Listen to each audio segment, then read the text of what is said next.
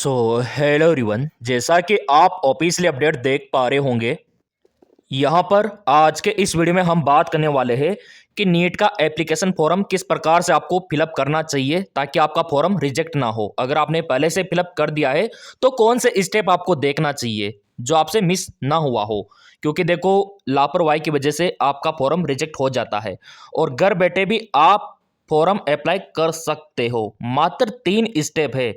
जी हाँ, बिल्कुल आपने सही सुना। 3 स्टेप में आप घर बैठे सिंपल फॉर्म अप्लाई कर सकते हो। बहुत ही आसान है ना। अगर आप पहली बार भरने जा रहे हो तो भी आपके लिए बहुत ही आसान है। सबसे आसान है यहाँ पे फॉर्म अप्लाई करना। और कौन कौन से दस्तावेज यहाँ पे किस प्रकार से आपको अपलोड करना है, सारी जानकारी मैं आपको इस वीडियो में देने वाला हूँ। तो चलिए शुरू से यहाँ पे देख लेते हैं कि आपको करना क्या है। सबसे पहले क्या करना है और लास्ट में क्या करना है, ठीक है। तो चलिए यहाँ पे शुरू करते हैं। मेरे प्रिय विद्यार्थियों, आज की डेट में गूगल सबके पास है। कोई भी ब्राउज़र होगा, गूगल सबसे बेस्ट है। वहाँ पे आपको सर्च करना है नीट, इतना सा आपको लिख देना है। लिखने के बाद मेरे प्रिय विद्यार्थियों, नीचे आपको टॉप पे दिखाई देगा neet.nta.nic.in। इसी वेबसाइट पे आपको क्लिक करना है, ठीक है।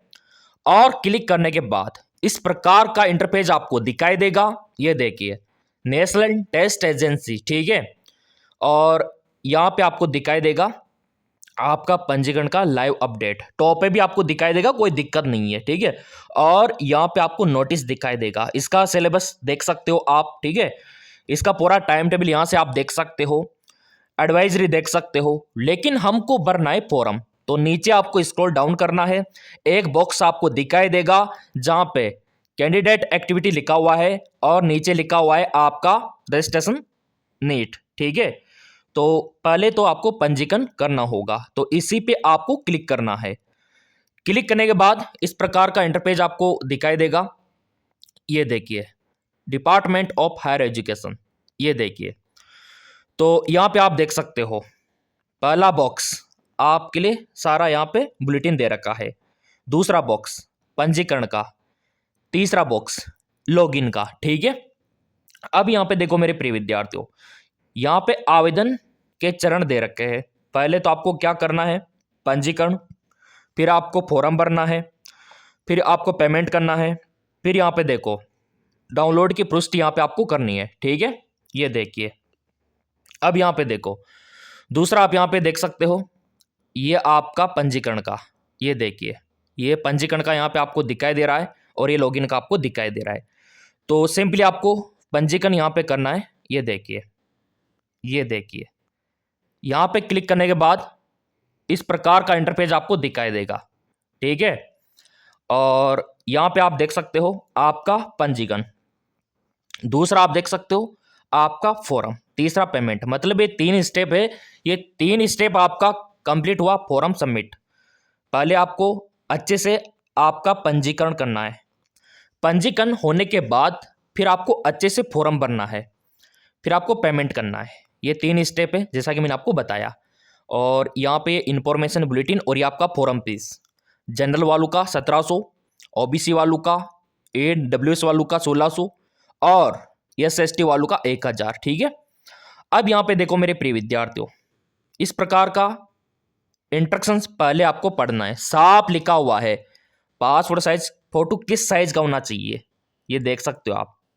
फोटोग्राफ 10 KB से 200 KB का, हस्ताक्षर सिग्नेचर आपका 10 KB से 100 KB का, ठीक है। और दायां बायां हाथ का अंगूठा 10 से 200 KB का, साइज यही होना चाहिए, इसके मध्य होना चाहिए। और आपका जो कास्ट का सर्टिफिकेट है उसका देख सकते हो, और आपका डोमिसाइल का देख सकते हो, 10th का मार्कशीट का देख सकते हो, 50 KB से 300 KB, ठीक है। नीचे आप देख सकते हो काफ़ी सारा अपडेट आ चुका है, ये देखिए।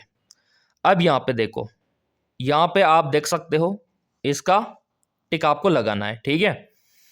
अब आपको क्लिक करना है, क्लिक है टू प्रोसीड, इस पे आपको क्लिक करना है। इस प्रकार का इंटरपेज आपको दिखाई देगा, ये देखिए, इस प्रकार का। अब यहाँ पे आपको उठाना है 10वीं का मार्कशीट, उसमें जो नाम दे रखा है वो आपको फिलअप कर देना है, क्योंकि ऊपर लिखा हुआ है 10वीं का मार्कशीट काम आएगा, मैंने आपको पहले भी बताया था, ठीक है।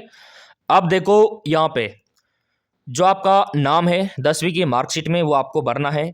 आपके पिताजी का जो नाम है वो आपको भरना है, आपके माताजी का जो नाम है वो आपको फिलअप करना है, ठीक है। और यहाँ पे आप देख सकते हो, यहाँ पे आपका डेट ऑफ बर्थ आपको फिलअप करना है। ये देखिए 10वीं की मार्कशीट में दे रखा है।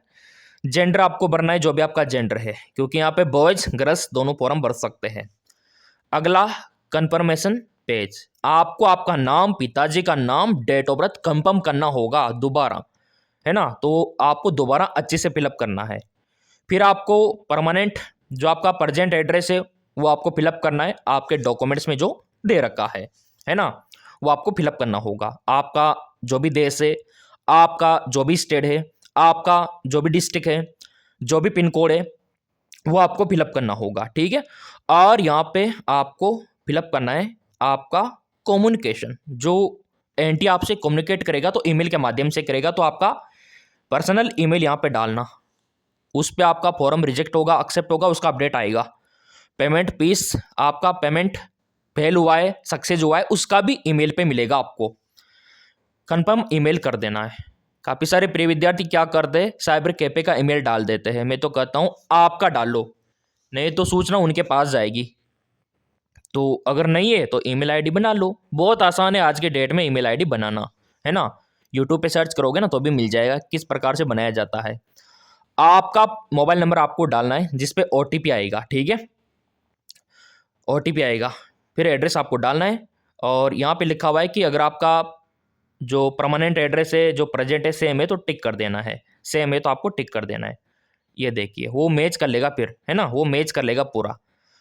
फिर यहाँ पे पासवर्ड आपको चूज करना है।